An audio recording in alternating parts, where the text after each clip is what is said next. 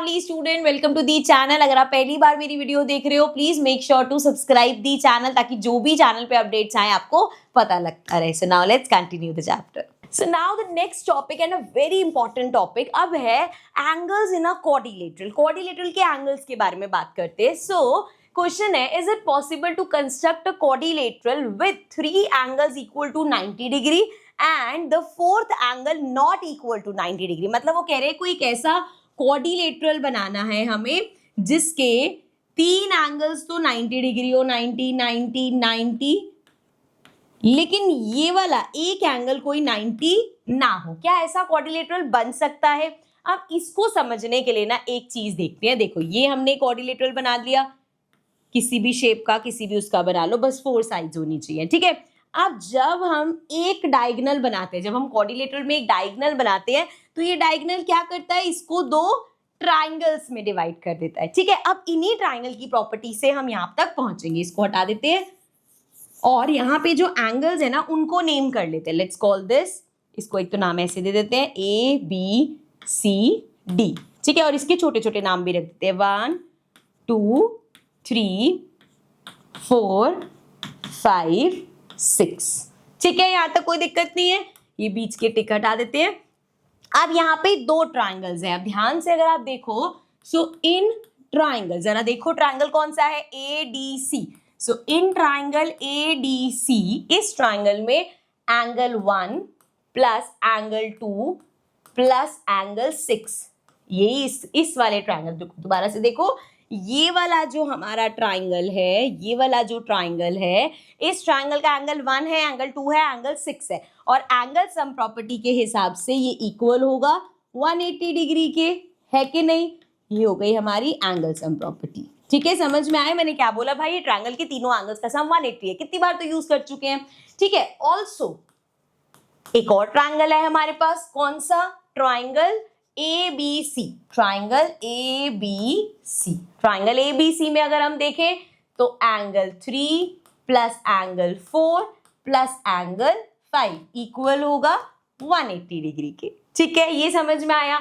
अब हमारे पास यहाँ पे ये भी लिख देना है, मेंशन कर देना, एंगल सम प्रॉपर्टी, ठीक है। क्लियर यहाँ तक? अब यहाँ पे देखो जरा भाई, इसमें यहाँ पे और यहाँ पे एक स्टेप मैं करने वाली हूँ। इसको मैंने नाम दे दिया 1, इसको मैंने नाम दे दिया 2। Now adding 1 and 2। अब ध्यान से देखना मैं क्या कर रही हूँ। जब हम 1 and 2 को ऐड करेंगे, मतलब angle 1 plus angle 2 plus angle 6, देखो जब भी ऐसा हो ना कि 2 इक्वेशंस को ऐड करें, लेफ्ट हैंड साइड में लेफ्ट हैंड साइड ऐड होता है, राइट हैंड साइड में राइट हैंड साइड ऐड होता है। मतलब यहाँ पे इसके साथ इधर का लेफ्ट क्या है, एंगल 3, एंगल 4, एंगल 5, और राइट हैंड में इधर क्या है 180, उधर क्या है 180, तो ये तो आ गया 360 डिग्री, ठीक है। और यहाँ पे अगर हम देखें एंगल 1 क्या है, एंगल 1 एंगल D है, और एंगल 2 और एंगल 3, एंगल 2 और एंगल 3, ये पूरा एंगल क्या है, एंगल A है। इसी हिसाब से एंगल 6 और एंगल 5, एंगल 6 और एंगल 5 ये क्या है, ये एंगल C है। और क्या बचा हमारे पास, एंगल 4 जो कि एंगल B है। हो सकता है पता चले मैं ये सारा लिख रही हूँ और मैं ही बोर्ड के आगे आ रखी हूँ। इसको ऊपर कर देते हैं। अब देखो समझ में आया क्या किया यहाँ पे हमने। एंगल 1 एंगल D है, 2 और 3 मिलके एंगल A बना रहे हैं, 6 और 5 मिलके एंगल C बना रहे हैं, और एंगल 4 एंगल B है। एंड ये इक्वल है किसके, 360 डिग्री से। तो यहाँ से हमें क्या पता चला कि जब हमने ऐसे सम वम किया तो हमें पता चला कि एक क्वाड्रिलेटरल में, अब जूम नहीं होगा, एक तो होगा तो पूरा जूम हो जाएगा, कि एक क्वाड्रिलेटरल के सभी एंगल्स, एक क्वाड्रिलेटरल के सभी एंगल्स का सम 360 डिग्री होता है। मतलब जैसे अभी तक आप पढ़ रहे थे कि in a triangle sum of all angles equal होता है 180 डिग्री। इसी तरीके से अब एक नई चीज हमारे पास ऐड हो गई कि इन अ क्वाड्रिलेटरल, जब हम क्वाड्रिलेटरल की बात करेंगे तो sum of all angles equals to 3, अरे भाई, is equal to 360 degree. Clear है, समझ में आ गया। अब इस हिसाब से जैसा उन्होंने बोला, अब अगर हम क्वेश्चन पे वापस आए तो उन्होंने क्या बोला था, अगर तीन एंगल्स 90 डिग्री हैं तो 90 प्लस 90 प्लस 90। अब चौथा एंगल हमें नहीं पता, लेट्स सपोज उसको हमने ए ले लिया। अब क्योंकि ये क्वाड्रिलेटरल के एंगल्स हैं, सो इनका सम क्या होगा, 360 डिग्री होगा। सो 90 प्लस 90 प्लस 90 क्या हो जाएगा, 9 3 27, so 270 plus A equals to 360 degree and A equals to हो जाएगा 360 माइनस 270। सो ये क्या आएगा, जीरो में जीरो गया जीरो, 90। इसका मतलब क्या है, अगर तीन एंगल्स आपके पास 90 डिग्री हैं तो चौथा एंगल बाय डिफॉल्ट 90 हो जाएगा, क्योंकि सबका सम कितना होना चाहिए, 360 होना चाहिए। तो मतलब ऐसा कोई क्वाड्रिलेटरल पॉसिबल ही नहीं है जिसमें तीन एंगल्स 90 डिग्री के हो और चौथा एंगल 90 से चाहे एक कम या एक ज्यादा हो, वो 90 डिग्री ही होगा। ठीक है, चलो अब आगे बढ़ते हैं, नेक्स्ट देखते हैं। So now our next topic is more quadrilaterals with parallel opposite side. जैसा कि अभी मैंने वहां पे आपको बताया था, लास्ट जब हम वो कर रहे थे फिगर इट आउट के क्वेश्चंस, उसमें था ना कि भैया लाइंस ऑपोजिट पैरेलल है, इक्वल है,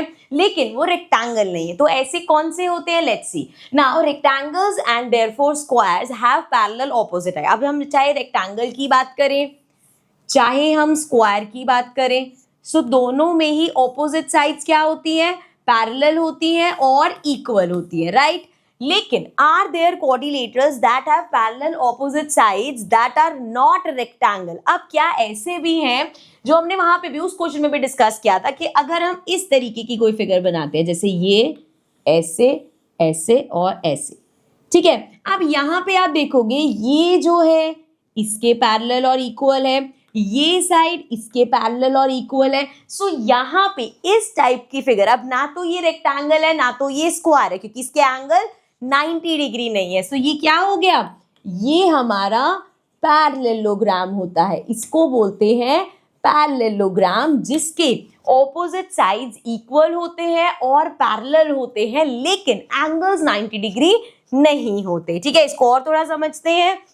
देखो, जैसे हमने ये ग्रिड समझा था, ये वेन डायग्राम समझा था, इसमें हमने क्या कहा था, जैसे हम एक स्क्वायर की बात करते हैं, ये एक स्क्वायर है, इसके साथ क्या है, इस स्क्वायर के साथ इसके सभी एंगल्स 90 डिग्री हैं, सभी साइड्स इक्वल है।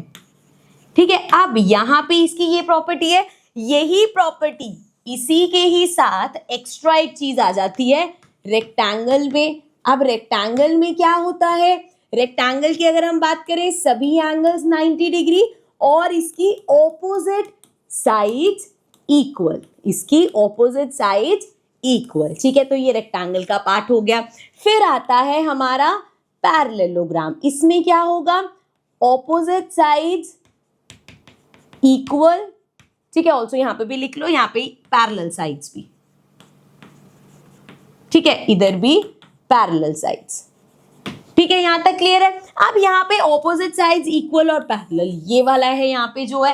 अब इन तीनों में ये चीज कॉमन है कि भैया तीनों की ऑपोजिट साइड्स इक्वल है और पैरेलल है ना, ये चीज तो कॉमन है। अब हम जब इस वेन डायग्राम को आगे लेके जाते हैं, तो हमने कहा था सभी जो स्क्वायर्स है इस दुनिया में, जितने भी स्क्वायर एग्जिस्ट करते हैं, सभी स्क्वायर्स रेक्टेंगल भी है। सभी स्क्वायर्स, जैसे अगर मैं एक स्क्वायर बनाऊं, इसमें सभी रेक्टेंगल की प्रॉपर्टीज है, मतलब ये एक स्क्वायर भी है, ये एक रेक्टेंगल भी है।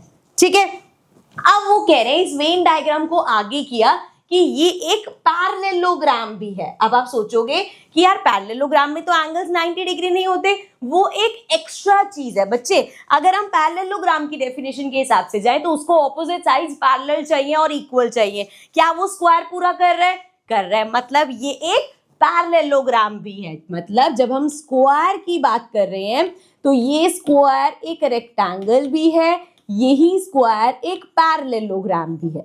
ठीक है, सिमिलरली अगर हम रेक्टेंगल की बात करें, अब जब हम एक रेक्टेंगल की बात करते हैं तो क्या रेक्टेंगल स्क्वायर हो सकता है? नहीं, क्योंकि इसकी सभी साइड्स इक्वल नहीं होती। लेकिन क्या एक रेक्टेंगल पैरेललोग्राम हो सकता है?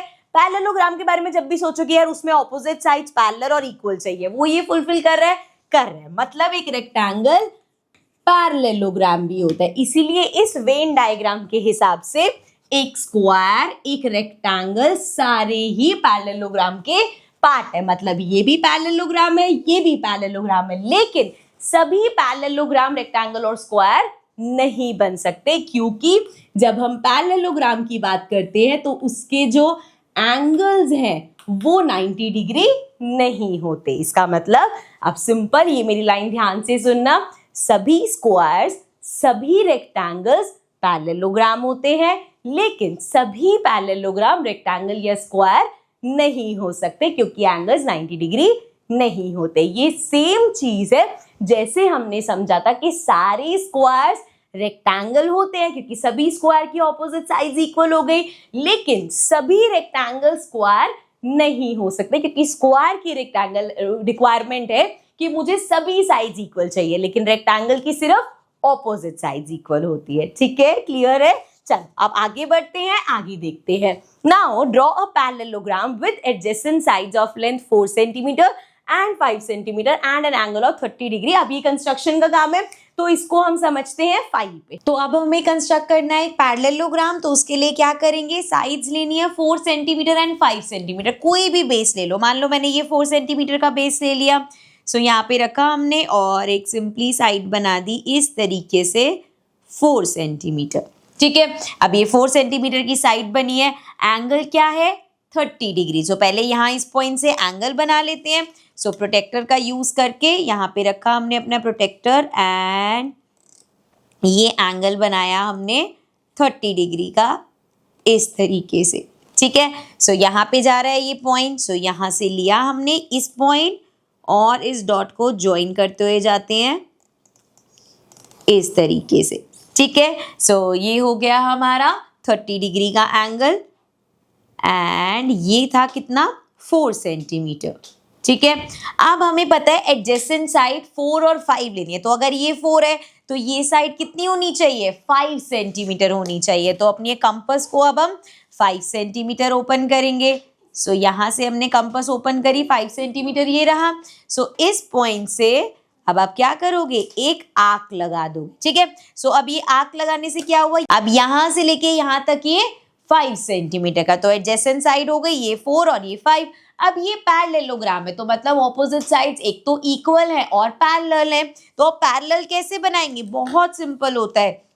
जैसे हमें इसके पैरेलल बनाना है, सो आपने ये पॉइंट देख लिया, बनाना इससे और किसके पैरेलल बनाना है, यहाँ से ये रखा हमने इस तरीके से। ठीक है, और ये लिया अपना रूलर और यहाँ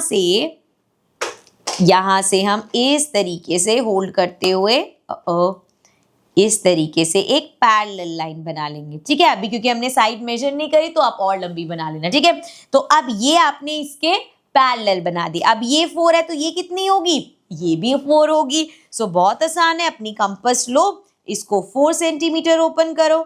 सो यहाँ से हमने इसको 4 सेंटीमीटर ओपन किया, ये पॉइंट लिया एंड इस तरीके से मार्क कर दिया। ठीक है, सो ये पॉइंट आ गया अपने पास और एक ये पॉइंट आ गया, इन दोनों को ज्वाइन कर दो।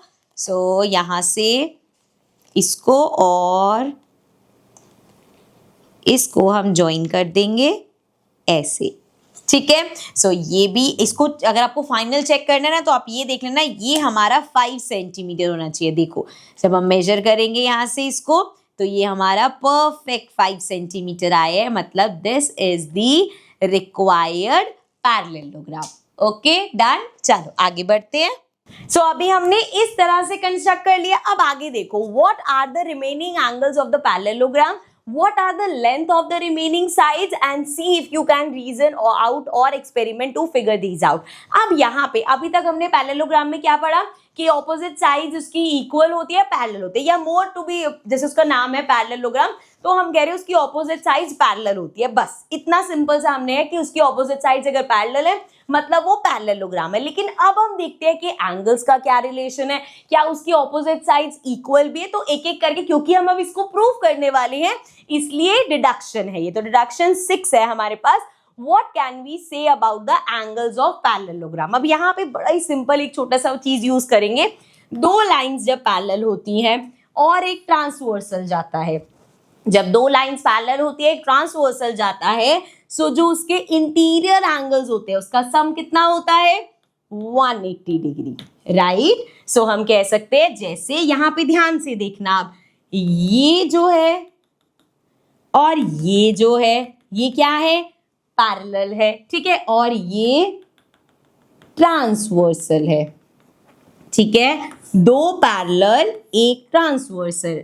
इंटीरियर एंगल कौन से हैं, ये और ये और ये, ठीक है। सो ये 30 और ये, इसका सम कितना होना चाहिए, 180। सो मैं इसको नाम दे देती हूँ 1। So therefore angle 1 plus 30 degree कितना होना चाहिए, 180 डिग्री, क्योंकि angles on same side of transversal are supplementary. Supplementary मतलब उनका सम 180 डिग्री होता है। तो यहां से मैं एंगल 1 निकाल सकती हूँ, 180 माइनस 30। सो ये हो जाएगा, 0 में से 0 गया 0, 8 में से 3 गया, ये आ जाएगा हमारे पास 5 और ये आ गया 1। सो एंगल 1 निकल के आ गया 150 डिग्री। सो यहाँ से मैंने बता दिया भाई ये 150 डिग्री है, ठीक है, क्लियर यहाँ तक। यही सेम चीज आगे अप्लाई करते हैं। आगे अब क्या करेंगे, इसको देखो, जो हमने यहाँ पे चीज करी वही चीज अगर मैं ऐसे करूं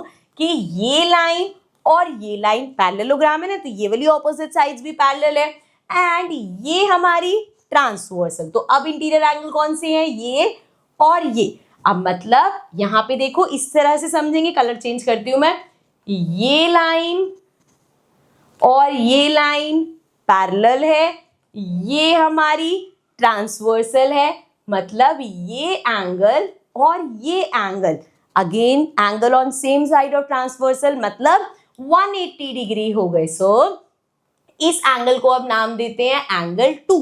सो हम कह सकते हैं 150 डिग्री प्लस एंगल 2 इक्वल होगा 180 डिग्री। सेम जो वहां पे लिखा था angles on the same side of transversal वाला। सो एंगल 2 कितना आ गया, 180 माइनस 150 कितना हो जाएगा, 30 डिग्री। सो ये एंगल 2 हमारे पास आ गया 30 डिग्री का, ठीक है। सो दिस इज 30 डिग्री, ठीक है, क्लियर है। अब सेम चीज फिर से अप्लाई करेंगे, ये पैरेलल है इसके और ये ट्रांसवर्सल है।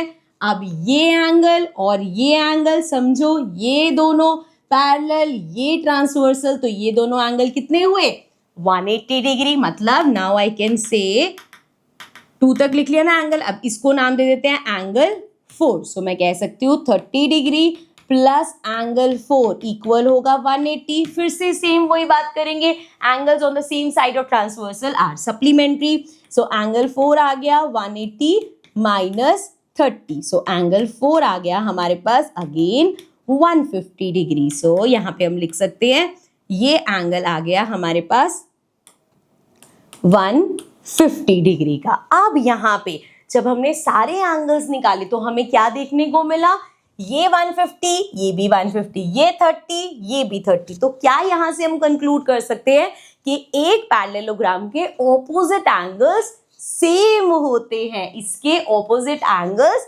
सेम मिल रहे हैं हमें, ठीक है।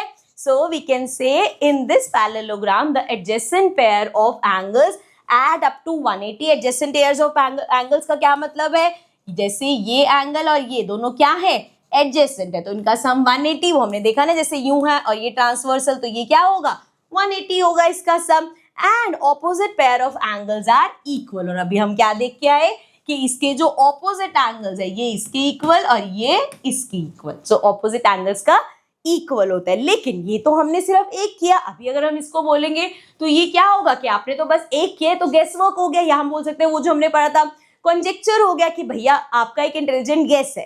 तो उन्होंने पूछा what about the opposite angles, will they equal in all the parallelogram, क्या ये चीज सभी पैरेललोग्राम में होगी। तो इसको प्रूव करने के लिए अब वहां पे तो हमने एक एंगल था हमारे पास 30 डिग्री, हमने कहा चलो एंगल x ले लो, कि कुछ भी अगर एंगल है तो क्या हर केस में ऐसा हो रहा है। तो देखो यहाँ पे ये चीज होगी, ये दोनों एडजेसेंट है, वो तो सेम ही है। So angle P plus angle R equal होगा 180 डिग्री। ये सेम चीज है ना कि भैया ये आपस में पैरेलल, तो सेम साइड ऑफ ट्रांसवर्सल वाला सीन, ठीक है। सो एंगल P कितना है, x plus angle R equal होगा 180 डिग्री के। तो एंगल आर आ गया 180 माइनस एक्स। तो यहाँ पे हमारा एंगल क्या आ गया 180 माइनस एक्स। ठीक है, अब इसकी हेल्प से ये वाला एंगल निकालते तो फिर से वही चीज कि angle R plus angle A 180 degree होगा। ठीक है भाई, तो एंगल आर कितना है 180 माइनस एक्स प्लस एंगल ए हमें निकालना है इक्वल्स टू 180। तो एंगल ए कितना आ गया भाई, ये हो जाएगा 180, इधर जाके माइनस का 180 और वो माइनस का एक्स इधर आके प्लस का एक्स, ये दोनों तो जीरो हो गए। तो एंगल ए कितना आ गया, एंगल ए एक्स आ गया। सो यहाँ पे हमने देखा एंगल ए कितना है एक्स। सिमिलरली एंगल ई निकाल लो। अब एंगल ए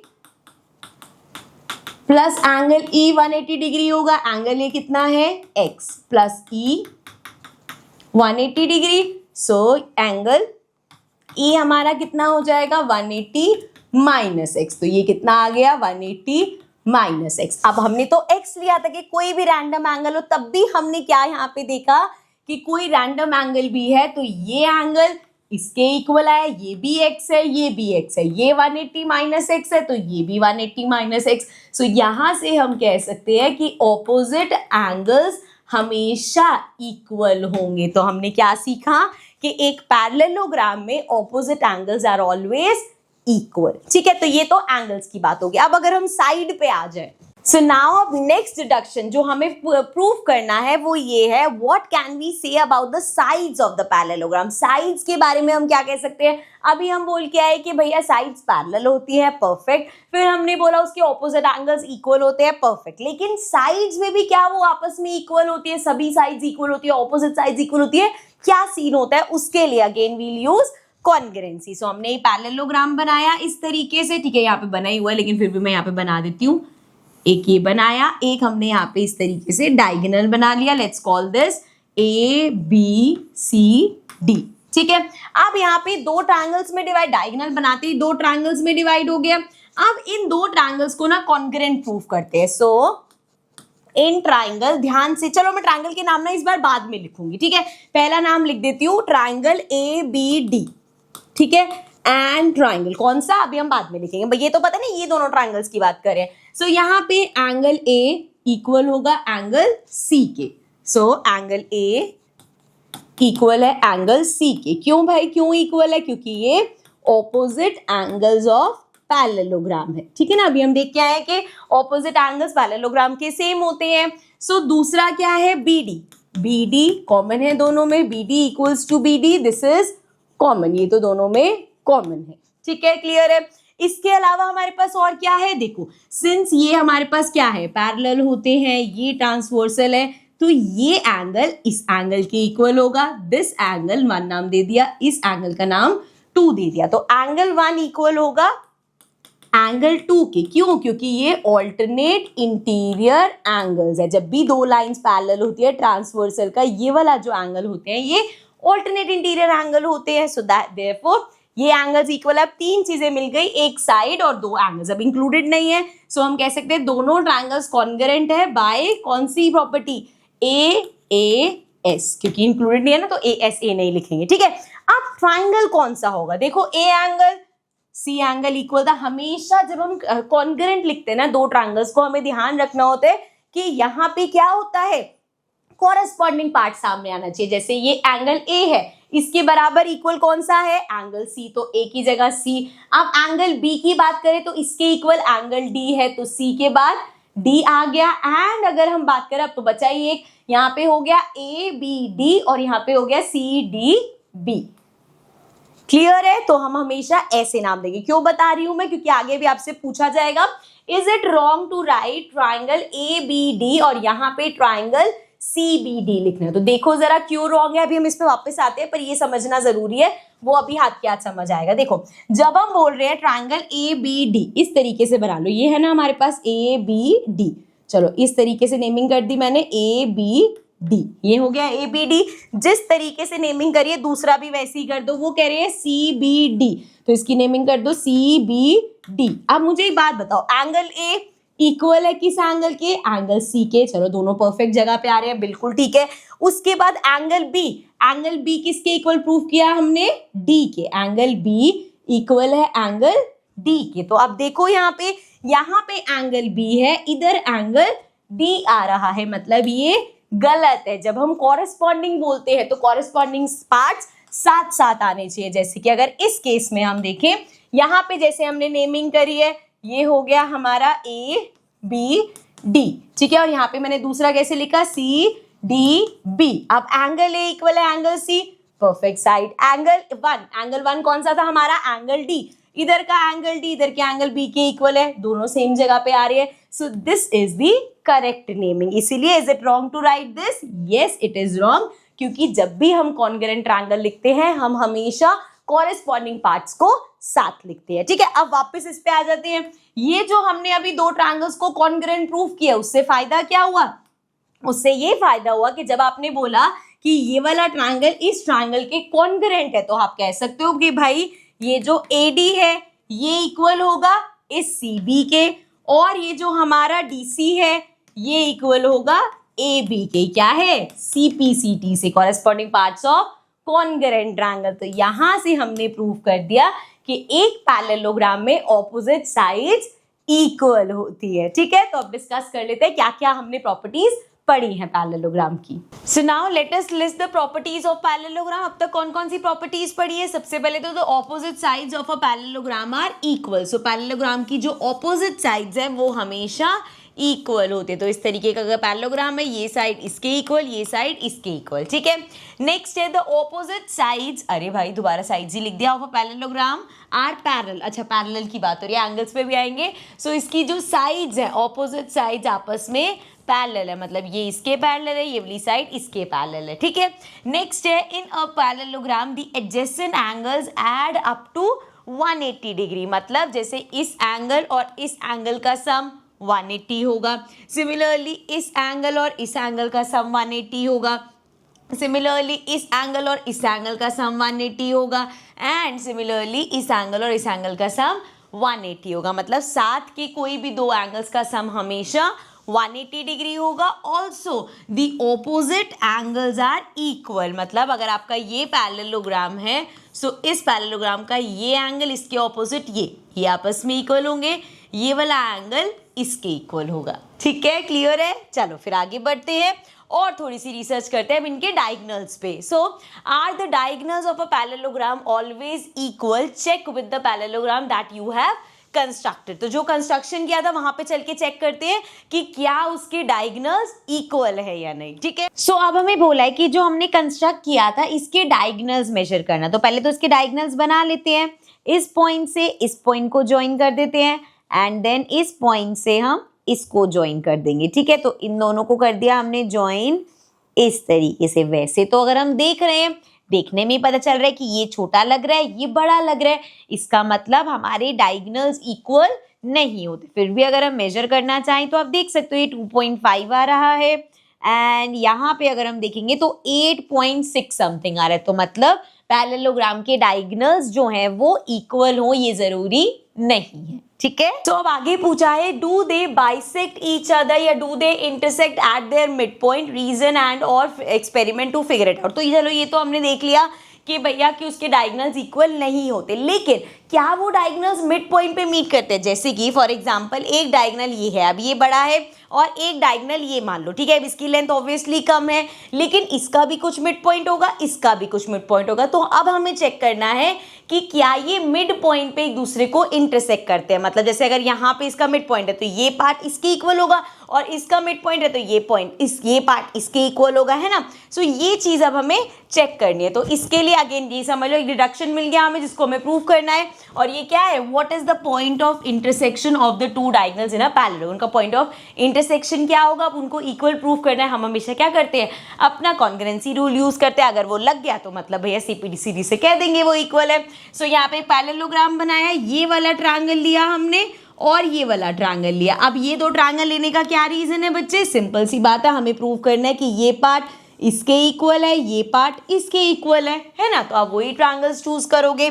ऑल्सो अगर आपने मान लो ये वाले ट्रायंगल्स लिए होते कि हमने भाई ये ट्रायंगल ले लिया और ये ट्रायंगल ले लिया, तो इसमें भी ये पार्ट आते तब भी वो ठीक होता, ठीक है। ऐसे मत सोचना कि मैम ने ये ट्रायंगल लिया तो यही करेक्ट है, ठीक है। वो वाले ट्रायंगल्स लोगे तब भी सेम चीजें यूज होंगी, तब भी प्रूफ हो सकता है, ठीक है। चलो अभी के लिए हमने कौन से लिए, सो इन ट्रायंगल AOE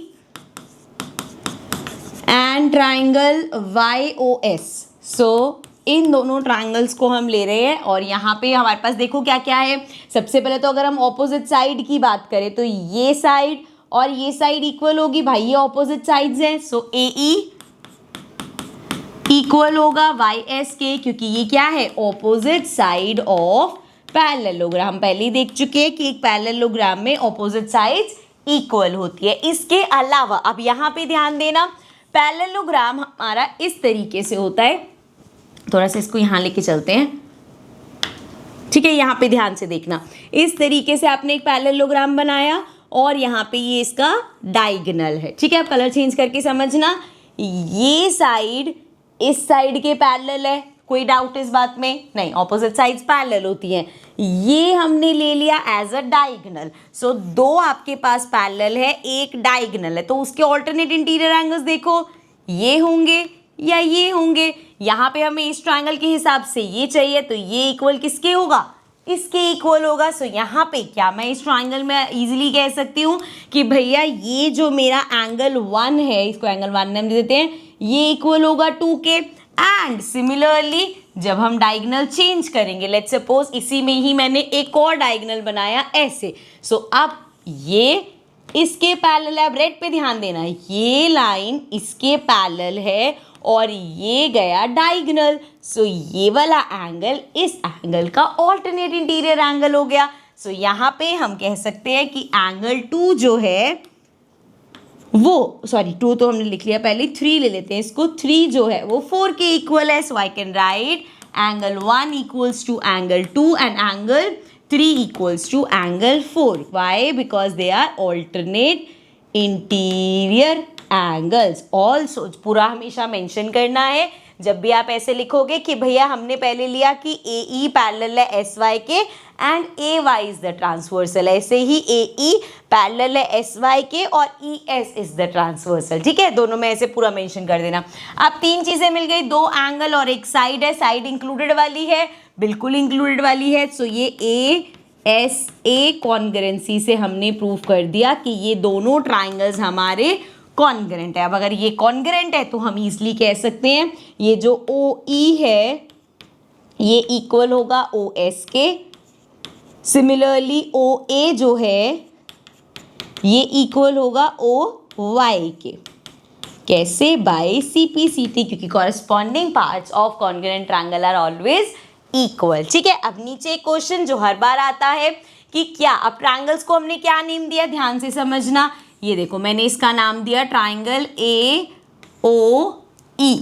ठीक है। अब खुद हम दूसरा नाम निकाल के लाते हैं, क्या होगा। अब एंगल A के बारे में कुछ है, इस ट्रायंगल का जो एंगल A है वो किसके इक्वल है, एंगल Y के, तो जहाँ पे A है वहाँ Y आ जाएगा। O हमारा दिख ही रहा है भैया, इसका देख लो वर्टिकली ऑपोजिट है, सो जहाँ O है O ही रहेगा। E किसके इक्वल है, S के इक्वल है, तो यहाँ पे S आएगा। तो इसका नेम अगर आप लिख रहे हो AOE तो इसका आएगा YOS। सिमिलरली अगर इसका आपने ऐसे लिखा OAE, मतलब इस ऑर्डर में अगर लिखो OAE तो यहाँ पे भी OYS, इस तरीके से लिखना पड़ेगा। अब यहाँ पे बोला है is it wrong to write triangle AOE, triangle इस तरीके का, इसको SOY। अब वो कह रहे हैं इसको क्या हम SOY लिख सकते हैं, तो आप खुद देखो क्या एंगल A एंगल S के इक्वल है, नहीं। So this means this order of writing is wrong, क्योंकि जब भी हम दो ट्रायंगल्स को कॉन्ग्रुएंट बोलते हैं तो वी मेक श्योर कि हम उसके कॉरेस्पॉन्डिंग पार्ट साथ लिखें, ना कि कोई और पार्ट। ठीक है, क्लियर है, समझ में आया। चलो फिर आगे बढ़ते हैं। ऑल्सो यहाँ पे क्या प्रूव किया हमने कि पैरेललोग्राम के जो डायगोनल्स होते हैं वो एक दूसरे को बाइसेक्ट करते हैं। डायगोनल्स इक्वल नहीं होते लेकिन बाइसेक्ट करते हैं, ठीक है। देन पूछा है do the diagonals of a parallelogram intersect at a particular angle. So इसका छोटा सा आंसर नहीं। जैसे हमने देखा स्क्वायर के केस में, जब हम एक स्क्वायर बनाते हैं, so in case of a square हमारे डायगोनल्स क्या करते हैं, हमेशा 90 डिग्री एंगल पे बाइसेक्ट करते हैं, लेकिन पैरेललोग्राम या रेक्टेंगल के केस में ऐसा नहीं होता। तो किसी भी पर्टिकुलर एंगल पे वो बाइसेक्ट करे ऐसा जरूरी नहीं है, ठीक है। सो यहाँ पे टॉपिक खत्म होता है। सो गाइस इस पार्ट को यहीं एंड करते हैं। अब मैं आप लोगों से मिलूंगी नेक्स्ट पार्ट में। So I will see you all in the next video. Bye bye for now.